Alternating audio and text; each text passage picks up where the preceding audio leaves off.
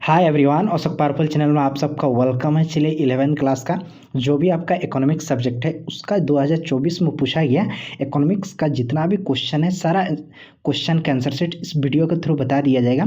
चलिए शुरू करते हैं। ये देखिए आपका 2024 में पूछा गया क्वेश्चन पेपर है। कब पूछा गया अगर बात करेंगे तो देख लीजिए आप अपना आँखों से, ठीक है।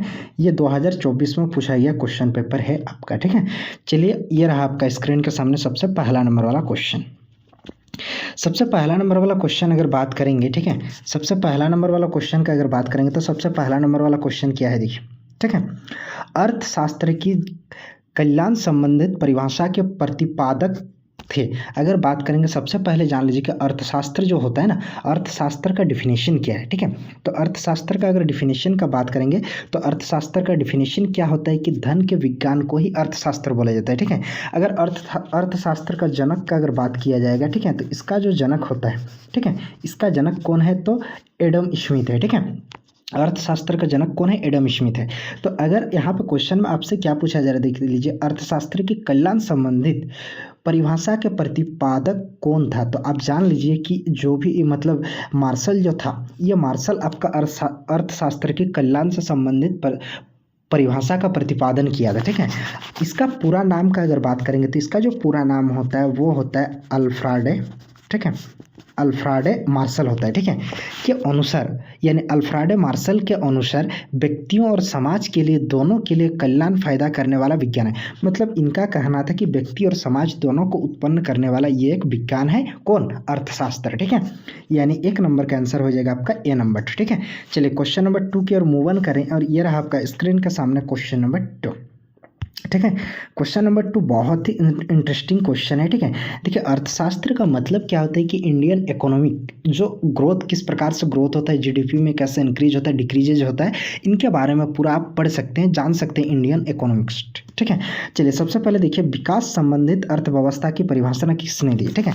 अगर विकास से संबंधित मतलब अर्थशास्त्र में कैसे विकास हो सकता है, ठीक है, जैसे बॉडी विकास होता है, ठीक है, शरीर का विकास होना, खेलकूद करने से शरीर का विकास होता है, ठीक है। तो उसी प्रकार अर्थशास्त्र में जो विकास होता है, जैसे पैसा में विकास करना, ठीक है, तो इससे संबंधित जो परिभाषा दिया था वो आपका सैमुअल्सन दिया था, इसीलिए इसका ऑप्शन नंबर सी आपका क्या हो जाएगा, करेक्ट आंसर हो जाएगा, ठीक है। चलिए, और ये जो एडम स्मिथ है, ये एडम स्मिथ को क्या बोला जाता है, आपका अर्थशास्त्र का जनक बोला जाता है, ठीक है। चलिए नेक्स्ट क्वेश्चन की ओर मूव ऑन करते हैं। ये रहा आपका क्वेश्चन नंबर 3। क्वेश्चन नंबर 3 का अगर बात करेंगे तो क्वेश्चन नंबर 3 क्या है देख लीजिए आपका क्वेश्चन में, ठीक है। क्वेश्चन नंबर 3 क्या है देख लीजिए कि सारणी के प्रारूप है, मतलब जो भी सारणी होता है, जब भी हम इकोनॉमिक्स में चले जाते हैं तो अलग अलग सारणी को क्या करना पड़ता है, अलग अलग सारणी को क्या करता है, क्या करना पड़ता है, बनाना पड़ता है। देखिए सबसे पहले अगर बात करेंगे सारणी की संख्या, तो सारणी की संख्या का मतलब होता है ये सारणी के पहचान के लिए दी जाती है। मतलब सारणी की संख्या का मतलब होता है कोई भी जो सारणी होता है ना उसका एक पहचान होता है, तो सिर्फ सारणी की संख्या उसके पहचान के लिए क्या किया जाता है, दिया जाता है। शीर्षक का अगर बात करेंगे तो शीर्षक का मतलब होता है यह सारणी में प्रस्तुत डाटा के बारे में जानकारी देता है। मतलब जो भी सारणी में प्रस्तुत डाटा रहता है उस डाटा के बारे में क्या करता है, नॉलेज गेन मतलब देता है, ठीक है। और अगर मुख्य टिप्पणी का अगर बात करेंगे तो मुख्य टिप्पणी जो होता है ना, यानी सारणी संख्या और शीर्षक इसके अलावा भी कुछ जो जानकारी रहता है वो एक्स्ट्रा नॉलेज के तौर पर कौन देता है, मुख्य टिप्पणी देता है। तो इसीलिए इनका जो करेक्ट आंसर हो जाएगा वो करेक्ट आंसर हो जाएगा आपका, ठीक है, डी नंबर 2 इनमें से सभी।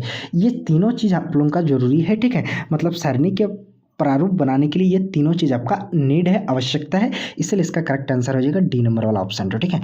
चलिए क्वेश्चन नंबर 4 की ओर मूव ऑन करते हैं और ये रहा आपका स्क्रीन के सामने क्वेश्चन नंबर 4, ठीक है।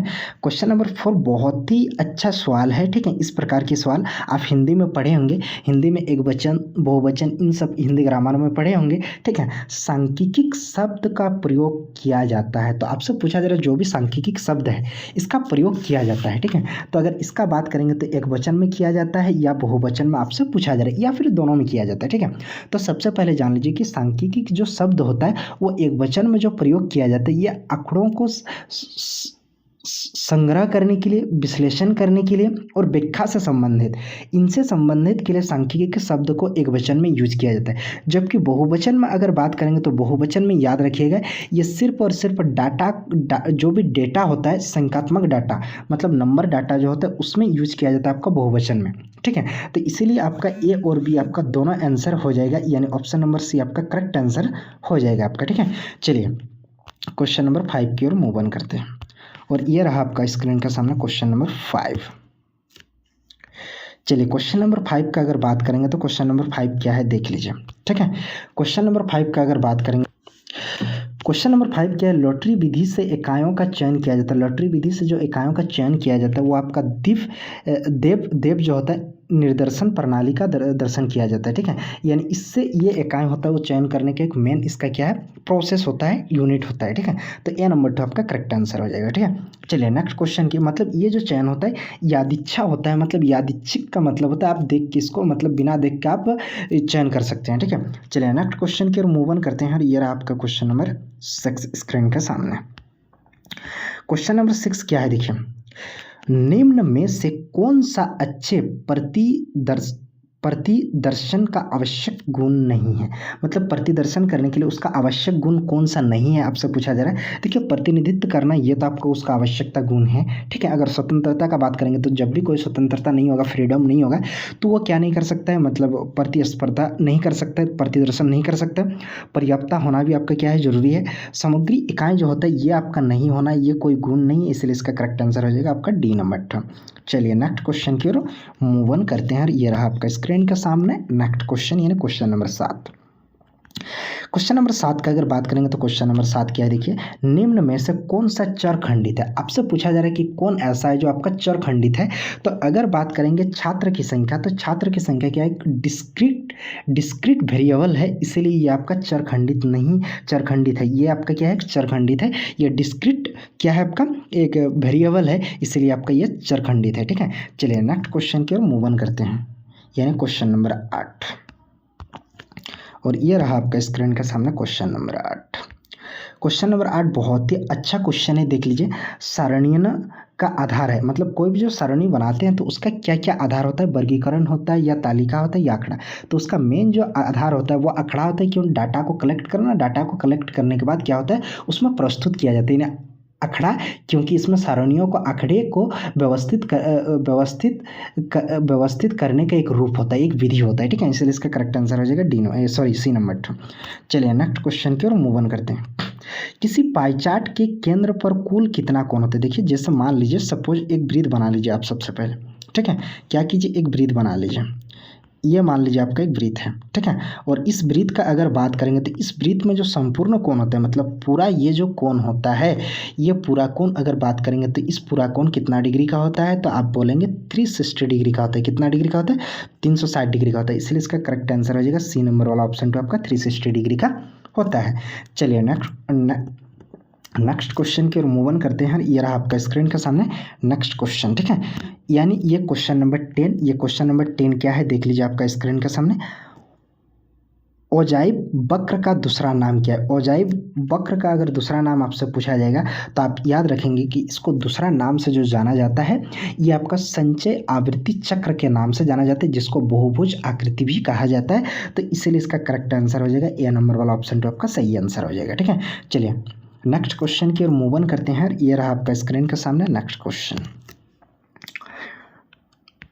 चलिए नेक्स्ट क्वेश्चन का अगर बात करेंगे तो ये देखिए आपका 11 नंबर वाला क्वेश्चन क्या पूछा जा रहा है, आवृत्ति वितरण के ग्राफ को क्या कहते हैं। मतलब जो भी आवृत्ति वितरण होता है उसका जो ग्राफ होता है उसको क्या कहा जाता है। तो इसका अगर बात करेंगे तो इसको आयतचित्र के नाम से जाना जाता है। आयतचित्र से आवृत्ति ग्राफ का आयतचित्र से कहा जाता है, मतलब आवृत्ति को ही आयतचित्र कहा जाता है, इसलिए इसका करेक्ट आंसर हो जाएगा आयतचित्र, जो आपका ए नंबर में सही आंसर है। ठीक है, चलिए 12 नंबर की ओर मूव ऑन करते हैं। ये रहा आपके स्क्रीन के सामने 12 नंबर वाला क्वेश्चन। 12 नंबर वाला क्वेश्चन क्या है देखिए, आयतचित्र की श्रृंखला का आवृत्ति वितरणों का रेखाचित्रीय प्रस्तुतिकरण है। ठीक है, तो अगर बात करेंगे तो आयतचित्र से क्या ये सतत, मतलब जो भी कंटिन्यूसली होती है उसको दर्शाया जाता है। ठीक है, चलिए नेक्स्ट क्वेश्चन की ओर मूव ऑन करते हैं। ये आपका क्वेश्चन नंबर 13, ये रहा आपका स्क्रीन के सामने। देखिए 10 क्लास में आप सभी पढ़े होंगे, देखिए 10 क्लास में आप सभी पढ़े होंगे कि जो भी माध्य होता है यानी एक्स बार इक्वल टू आपका जो होता है सिग्मा एफ आई एक्स आई बटा क्या पढ़े हैं, सिग्मा एफ आई पढ़े हैं ना। लेकिन आपसे इसमें सिर्फ अलग है कि समांतर माध्य का सूत्र होता है। समांतर माध्य का सूत्र का मतलब होता है ये क्या होता है, सिग्मा एक्स बटा एन होता है।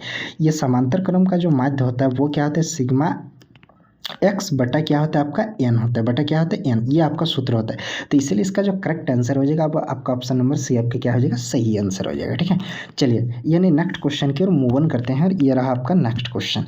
ठीक है, नेक्स्ट क्वेश्चन का अगर बात करेंगे तो देखिए 14 नंबर वाला क्वेश्चन क्या है, अंक गणितीय माध्य है। अंक गणितीय कौन सा माध्य है आपसे पूछा जा रहा है, तो याद रखना कि माध्य, अभी जो हम आपको सूत्र बताएं माध्य यानी एक्स बार इक्वल टू क्या होता है आपका सिग्मा एफ आई एक्स आई बटा आपका क्या होता है सिग्मा एफ आई, ये आपका माध्य का क्या होता है, स्पेशलिस्ट मीन का क्या होता है, सूत्र होता है। ठीक है, चलिए अगला वाला क्वेश्चन की ओर मूव ऑन करते हैं और ये रहा आपका 15 नंबर वाला क्वेश्चन।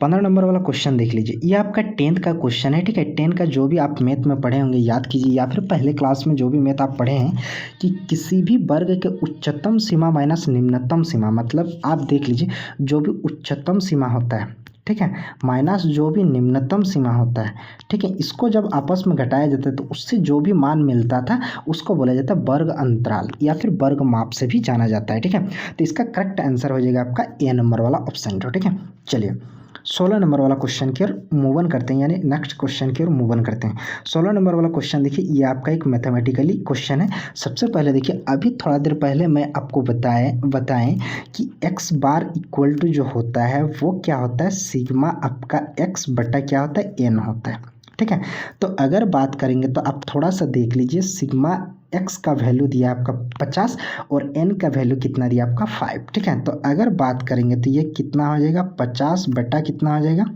50 बटा कितना हो जाएगा 5, और काटेंगे तो 5 10 से कितना हो जाएगा 50, यानी एक्स का जो वैल्यू आया वो कितना है 10। तो इसका करेक्ट आंसर हो जाएगा 10, जो आपका सी नंबर वाला ऑप्शन में सही आंसर दिया है। चलिए नेक्स्ट क्वेश्चन की ओर मूव ऑन करते हैं। ये रहा आपका स्क्रीन के सामने नेक्स्ट क्वेश्चन। ठीक है, 17 नंबर वाला क्वेश्चन क्या है देख लीजिए। 17 नंबर वाला क्वेश्चन की अगर बात करेंगे तो देख लीजिए, किसी श्रेणी के उस मूल्य को क्या कहते हैं जो सबसे अधिक बार आता है। आप जान लीजिए, ये जो सबसे अधिक बार आता है उसे मोड के नाम से जाना जाता है। ठीक है, मोड का मतलब होता है बहुलक, बहुलक के नाम से जाना जाता है। जो सबसे ज़्यादा बार आता है वैसी संख्या है, किसी डेटा में अगर वो संख्या या फिर वो नंबर सबसे ज़्यादा बार आ रहा है तो उसे बोला जाता है आपका बहुलक। तो इसका ऑप्शन नंबर सी आपका करेक्ट आंसर हो जाएगा। ठीक है, चलिए क्वेश्चन नंबर 18 की ओर मूव ऑन करते हैं और ये रहा आपका स्क्रीन के सामने क्वेश्चन नंबर 18। ठीक है, क्वेश्चन नंबर 18 का अगर बात करेंगे तो देख लीजिए क्वेश्चन नंबर 18 आपका क्या है। ठीक है, 18 नंबर वाला क्वेश्चन आपका क्या है, थोड़ा सा आप देख लीजिए। ठीक है, परमाप विचलन का विचार निम्न में से किसकी देन है। ठीक है, परमाप जो विचलन होता है ना, परमाप विचलन का जो विचार है ये सबसे पहले कार्ल पियर्सन ने दिया था। ये आपका सबसे बड़ा क्या था, इकोनॉमिक्स के एक साइंटिस्ट था, और इन्होंने क्या किया था, सबसे पहले परमाप विचलन विचार प्रस्तुत किया था। इसलिए इसका ए नंबर तो आपका सही आंसर हो जाएगा। ठीक है, चलिए क्वेश्चन नंबर 19 की ओर मूव ऑन करते हैं। ये रहा आपका स्क्रीन के सामने क्वेश्चन नंबर 19। ठीक है, क्वेश्चन नंबर 19 क्या देखिए, आधार वर्ष में सूचकांक का मूल्य होता है, सूचकांक का जो मूल्य होता है आपसे पूछा जा रहा है, तो इसका जो करेक्ट आंसर हो जाएगा 100 होता है, इसका 100। ठीक है, सूचकांक का मतलब ही होता है 100। ठीक है, तो इसीलिए इसका करेक्ट आंसर हो जाएगा 100। ठीक है, यह हमेशा 100 से ही होता है इसका। ठीक है, चलिए नेक्स्ट क्वेश्चन की ओर मूव ऑन करते हैं। ये रहा आपका स्क्रीन के सामने नेक्स्ट क्वेश्चन। देखिए 20 नंबर वाला क्वेश्चन की अगर बात करेंगे तो 20 नंबर वाला क्वेश्चन देखिए यहाँ पे ना थोड़ा सा दिख नहीं रहा है। ठीक है, तो मैं इंग्लिश वाला पढ़ के आपको सुनाता हूँ, फिर उसका आंसर शीट मैं बताता हूँ आपको। ठीक है, which formula is considered idea for the construction of index number. ठीक है, तो बोलने का मतलब होता है इंडेक्स नंबर वाला जो कंस्ट्रक्शन बनाने का जो विधि आदर्श माना जाता है, निर्माण का जो आदर्श विधि माना जाता है, वो आपका फिशर का सूत्र को माना जाता है। किसको माना जाता है, फिशर का सूत्र। इसीलिए इसका करेक्ट आंसर क्या हो जाएगा, ए नंबर 2।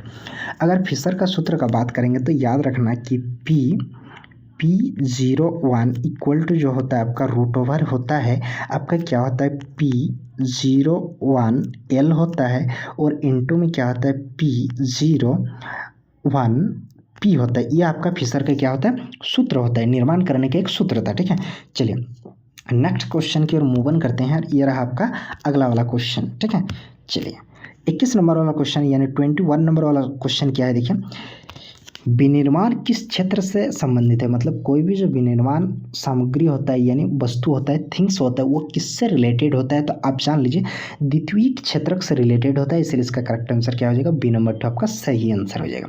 क्वेश्चन नंबर 22 की ओर मूव ऑन करें तो ये रहा आपका स्क्रीन के सामने क्वेश्चन नंबर 22 नंबर वाला क्वेश्चन क्या है देख लीजिए। अगर इसका बात करेंगे तो देश के लगभग कितनी आबादी कृषि क्षेत्र से आजीविका प्राप्त करती है, ठीक है, तो इसका करेक्ट आंसर हो जाएगा, मतलब 22/3 हिस्सा जो होता है ये आबादी जो होता है कृषि के ऊपर डिपेंड होता है। अगर इसका एग्जैक्ट अगर आप डाटा निकालेंगे तो इसका एग्जैक्ट डाटा जो होता है ना 58% इंसान जो होता है वो कृषि के ऊपर क्या होता है, आश्रित होता है, मतलब निर्भर होता है, ठीक है। चलिए नेक्स्ट क्वेश्चन की ओर मूव ऑन करते हैं। ये रहा आपका स्क्रीन के सामने नेक्स्ट क्वेश्चन, ठीक है। यानी 23 नंबर वाला क्वेश्चन क्या है देखिए, ये भारत में रेलवे की शुरुआत कब हुई थी। अगर आपसे पूछा जाएगा कि इंडियन रेलवे का उस शुरुआत कब हुआ था, तो आप जान लीजिए कि इसका जो करेक्ट आंसर हो जाएगा वो आपका ये करेक्ट आंसर जो हो जाएगा 15 मार्च 1853 को सबसे पहली बार रेल चलाई गई थी। बम्बे में चलाई गई थी, कितना किलोमीटर चलाया गया था, तो 34 किलोमीटर चलाया गया था, ठीक है। यानी 15 मार्च 1853 ईस्वी को बम्बे में पहली बार रेल चलाई गई थी 34 किलोमीटर की दूरी तक, ठीक है। तो इसका करेक्ट आंसर हो जाएगा आपका ए नंबर वाला, ठीक है। चलिए अगला वाला क्वेश्चन की ओर मूव ऑन करते हैं। ये रहा आपका स्क्रीन के सामने नेक्स्ट क्वेश्चन, ठीक है। योजना आयोग की नियुक्ति की गई थी, सबसे पहले अगर बात करेंगे तो योजना आयोग का जो नियुक्ति किया गया था, ठीक है, वो आपका 15 मार्च 1950 को किया गया था। कब किया गया था, 15 मार्च 1950 को किया गया था, ठीक है। यानी ऑप्शन नंबर बी आपका करेक्ट आंसर हो जाएगा, ठीक है। योजना आयोग की स्थापना 15 मार्च 1950 को भारत सरकार द्वारा की गई थी, ठीक है, जिसका उद्देश्य जो था आर्थिक विकास करना, मतलब देश में पूरी तरह से आर्थिक विकास कमजोर था तो उसको विकास करने के लिए ये योजना आयोग का स्थापना किया गया था और नियुक्ति किया गया था। कब किया गया था, 15 मार्च 1950 को किया गया था, ठीक है। चलिए 25 नंबर वाला क्वेश्चन ये रहा आपका स्क्रीन के सामने। 25 नंबर वाला क्वेश्चन अगर बात करेंगे तो देख लीजिए, भारत में औद्योगिकरण की प्रक्रिया प्रारंभ की गई थी। भारत में मतलब कंपनी का जो शुरुआत किया गया था, कब किया गया था, तो याद कीजिए पंचवर्षीय योजना आप पढ़े होंगे। प्रथम पंचवर्षीय योजना जो था आपका 1951 से 1956 तक चला था, ठीक है। तो द्वितीय पंचवर्षीय योजना जो था उसमें क्या किया गया था, आपका स्पेशलिस्ट औद्योगिकरण का विकास हुआ था। यानी द्वितीय पंचवर्षीय योजना जो था आपका 1956 से लेके 1961 तक चला था। कब तक चला था, 1961 तक चला था, 1961 तक। इस टाइम पीरियड में क्या किया था, मतलब कंपनी का विकास हुआ था, कंपनी का शुरुआत हुआ था, इसलिए इसका करेक्ट आंसर हो जाएगा आपका बी नंबर 2 सही आंसर हो जाएगा, ठीक है। चलिए 26 नंबर वाला क्वेश्चन की ओर मूव ऑन करते हैं। ये रहा आपका स्क्रीन के सामने क्वेश्चन नंबर 26। देखिए क्वेश्चन नंबर 26 बहुत ही इकोनॉमिक्स का क्या बोलेंगे, बहुत ही अच्छा क्वेश्चन है। हरित क्रांति की शुरुआत हुई थी, आप लोग 10 में भी पढ़े थे हरित क्रांति। देखिए हरित क्रांति में सबसे जो प्रमुख फसल था, एक प्रकार का बीज था HYV, ठीक है, हाइब्रिड बीज था। ये सबसे प्रमुख क्या था, आपका फसल था, ठीक है। ये शुरुआत जो हुआ था 1966 से 1967 के बीच में क्या हुआ था, शुरुआत हुआ, ठीक है।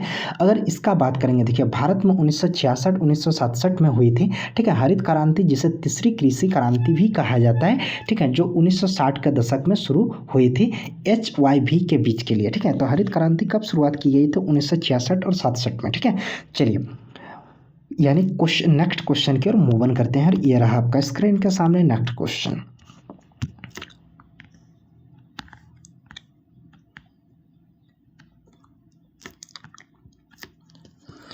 देखिए सुनहरी क्रांति संबंधित है, तो सुनहरी क्रांति जो होता है ना, आप जान लीजिए फल से संबंधित है। इसके कैटेगरी में और क्या क्या आता है भैया, तो और क्या क्या आता है, फल आता है आपका, ठीक है। और अगर बात करेंगे तो शहद आता है, ठीक है। और अगर बात करेंगे तो आपका क्या आता है, देख लीजिए बागवानी फसल, बागान में जितना भी ये करने वाला है, ठीक है, बागवानी फसल जितना है सब आता है। तो अगर इसका बात करेंगे तो आपका जो सुनहरी क्रांति होता है ये तीनों से आपका रिलेटेड करता है, ये तीनों को विकास के बारे में क्या करता है, मतलब बताता है, एक योजना है, ठीक है। तो सी नंबर 2 करेक्ट आंसर हो जाएगा। 28 नंबर वाला क्वेश्चन की अगर मूव ऑन करें, ठीक है, तो 28 नंबर वाला क्वेश्चन क्या है देख लीजिए आपका। नवरत्न क्या है? देखिए, नवरत्न तेल का एड आप बहुत सारा देखे होंगे। नवरत्न तेल क्या है कि सार्वजनिक उपक्रम है, ठीक है, तो इसलिए इसका करेक्ट आंसर क्या हो जाएगा? बी। अब देखिए, ये सार्वजनिक उपक्रम क्या होते हैं, थोड़ा सा इसके बारे में जान लीजिए कि नवरत्न केंद्र जो होता है, ये केंद्र सरकार द्वारा चुने गए उन सार्वजनिक क्षेत्रों के उपक्रमों को कहा जाता है जो अपनी क्षेत्र में उत्कृष्ट प्रदर्शन करते हैं। मतलब अपने क्षेत्र में जो भी इनका क्षेत्र होता है, नवरत्न तेल का जो भी क्षेत्र होता है, वो अपने एरिया में क्या होता है, फेमस, बहुत ही अच्छा काम करते हैं, जिसे क्या कहा जाता है, यह केंद्र सरकार के द्वारा ये चयनित किया जाता है, चुना जाता है, ठीक है, तो इसलिए इसका करेक्ट आंसर हो जाएगा बी नंबर, ठीक है। चलिए 29 नंबर वाला क्वेश्चन की ओर मूव ऑन करें, तो ये रहा आपका स्क्रीन के सामने। देश में विशेष आर्थिक क्षेत्र मॉडल यानी सेज मॉडल किस देश के मॉडल को ध्यान में रखकर अपनाया गया है? तो ये चीन को ध्यान में रखकर बनाया गया था। किसको? चीन को। तो अगर इसका बात करेंगे सेज मॉडल का, तो सेज मॉडल क्या है? देखिए, सेज मॉडल एक विकासीय आर्थिक विकास करने वाला यह एक मॉडल होता है, ठीक है। चलिए अगर नेक्स्ट क्वेश्चन की ओर मूव ऑन करते हैं, यह रहा आपका स्क्रीन के सामने नेक्स्ट क्वेश्चन। सबसे पहले देखिए, अगर बात करेंगे तो 30 नंबर वाला क्वेश्चन, भारत में विश्व निर्यात में भारत की हिस्सा है, मतलब वर्ल्ड में जो निर्यात करता है इंडियन, वो कितना परसेंटेज, ठीक है, तो याद रखना 1.7% इंडिया से क्या करता है, निर्यात करता है, ठीक है, ट्रांसपोर्ट करता है। चलिए नेक्स्ट यानी 31 नंबर वाला क्वेश्चन की ओर मूव ऑन करें। 31 नंबर वाला क्वेश्चन की ओर मूव ऑन करें, तो ये रहा आपका स्क्रीन के सामने 31 नंबर वाला क्वेश्चन। नए आर्थिक नीति 1991 को कहा जाता है, तो आप जान लीजिए 1991 को उस समय कहा जाता है यू टर्न नीति। क्या, किस नाम से जाना जाता है? यू टर्न नीति के नाम से आपका जाना जाता है। ये आपका 31 नंबर वाला क्वेश्चन, ठीक है। यू टर्न नीति के बारे में थोड़ा सा और जान लीजिए आप, ठीक है। ये क्या होता है कि नए आर्थिक नीति 1991 को यू टर्न नीति कहा जाता है, क्योंकि यह नीति भारत के आर्थिक विकास में महत्वपूर्ण बदलाव करती है। मतलब भारत का जो भी इकोनॉमिक ग्रोथ होता है उसमें ये सबसे ज़्यादा क्या चेंजिंग किया था, ठीक है। चलिए 32 नंबर वाला क्वेश्चन की ओर मूव ऑन करें, और ये रहा आपका 32 नंबर वाला क्वेश्चन। 32 नंबर वाला क्वेश्चन की अगर बात करें तो जैविक खेती में प्रयुक्त होता है, तो आप जान लीजिए जो भी जैविक खेती होता है उसमें स्पेशलिस्ट पशु का खाद, कीट का खाद, ये सब आपका यूज किया जाता है, तो इसलिए इसका करेक्ट आंसर हो जाएगा आपका बी नंबर वाला क्वेश्चन, ठीक है। चलिए यानी 33 नंबर वाला क्वेश्चन की ओर मूव ऑन करें, और ये रहा आपका स्क्रीन के सामने 33 नंबर वाला क्वेश्चन, ठीक है। 33 नंबर वाला क्वेश्चन का अगर बात करेंगे तो देख लीजिए 33 नंबर वाला क्वेश्चन क्या बोल रहा है, देश के मौद्रिक और बैंकिंग नीतियों में सुधार को जाना जाता है, तो इसको किस नाम से जाना जाता है? तो याद रखिएगा, इसे वित्तीय सुधार के रूप में जाना जाता है, तो इसलिए इसका करेक्ट आंसर आपका सी नंबर 2 हो जाएगा, ठीक है। चलिए 27 नंबर की ओर मूव ऑन करते हैं, 34 नंबर की ओर मूव ऑन करते हैं, और ये रहा आपका स्क्रीन के सामने 34 नंबर वाला क्वेश्चन, ठीक है। 34 नंबर वाला क्वेश्चन की अगर बात करेंगे तो उत्पादन का सक्रिय घटक है, जो भी उत्पादन करते हैं, जो भी प्रोडक्ट यानी प्रोड्यूस्ड करते हैं, उसका सक्रिय घटक क्या है? तो आप जान लीजिए 3 चीज़ सबसे मेन चीज़ होता है। एक, ठीक है, भौतिक पूंजी, ठीक है, एक क्या होता है, भौतिक पूंजी, ठीक है। दूसरा का अगर बात करेंगे तो मानव पूंजी, ठीक है। और अगर तीसरा का बात करेंगे तो श्रम। ये 3 चीज़ का उत्पादन करने के लिए ये 3 चीज़ का होना सबसे ज़्यादा इंपॉर्टेंट है, तो इसीलिए इसका भौतिक पूंजी भी हो जाएगा, मानव पूंजी भी हो जाएगा, यानी ए और बी आपका सही आंसर हो जाएगा। सी नंबर वाला ऑप्शन तो आपका करेक्ट आंसर है, ठीक है। चलिए 35 नंबर वाला क्वेश्चन की ओर मूव ऑन करें, और ये रहा आपका स्क्रीन के सामने 35 नंबर वाला क्वेश्चन। देखिए, शिक्षा में लोगों की बढ़ती है, शिक्षा से लोगों को बढ़ती है, तो क्या उत्पादन बढ़ता है? शिक्षा की वजह से दक्षता बढ़ता है, आय इनकम बढ़ता है, तो इनमें से सभी आपका करेक्ट आंसर हो जाएगा, तो इसलिए इसका डी नंबर तो सही आंसर हो जाएगा, ठीक है। चलिए अगर बात करेंगे तो 36 नंबर की ओर मूव ऑन करते हैं, और ये रहा आपका स्क्रीन के सामने 36 नंबर वाला क्वेश्चन। मनरेगा में कितने दिनों का रोजगार का प्रावधान है? मनरेगा का मतलब होता है, ये महात्मा गांधी द्वारा शुरुआत किया गया योजना था, और इसमें 100 दिन तक का काम मिलता था।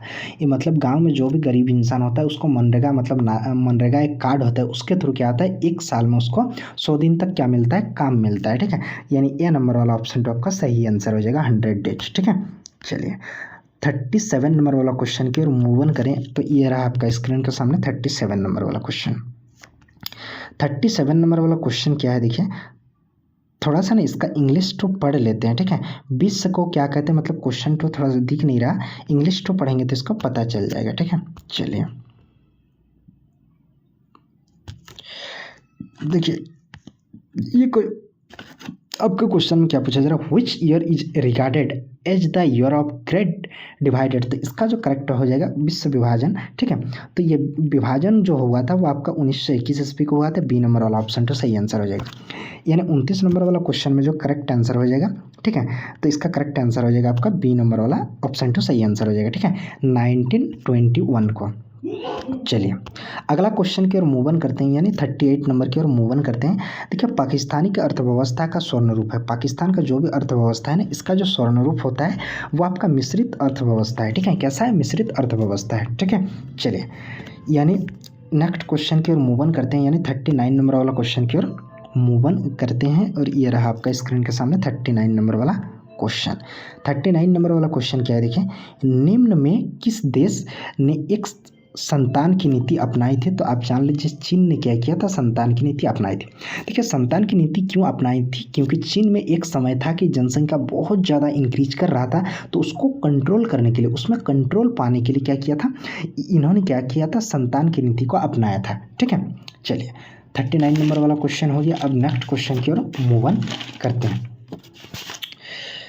यानी 40 नंबर वाला क्वेश्चन की ओर मूव ऑन करते हैं। देखिए 40 नंबर वाला क्वेश्चन क्या है आपका, 40 नंबर वाला क्वेश्चन है SHG। ये क्या है आपसे पूछा जा रहा है। एच का मतलब क्या होता है, सेल्फ, एच का मतलब क्या होता है, हेल्थ, और जी का मतलब क्या होता है, ग्रुप। यानी सेल्फ हेल्थ ग्रुप, मतलब ये जो होता है स्वयं सहायता समूह। ये एक मतलब ये क्या होता है कि SHG जो होता है एक स्वयं सहायता समूह होता है, जिसके द्वारा क्या होता है, एक ऐसा समूह होता है जिसमें गरीब और वांछित लोग, मतलब जो बहुत गरीब है और जो क्या है वांछित है, मतलब उसको फैसिलिटी नहीं मिल रहा, वो लोग मिलकर क्या करती है, एक आर्थिक और सामाजिक स्थिति में सुधार करने के लिए काम करती है। ठीक है, जिसे SHG कहा जाता है। ठीक है, सेल्फ हेल्थ ग्रुप्स के नाम से जाना जाता है, इसलिए इसका ऑप्शन नंबर भी करेक्ट आंसर हो जाएगा।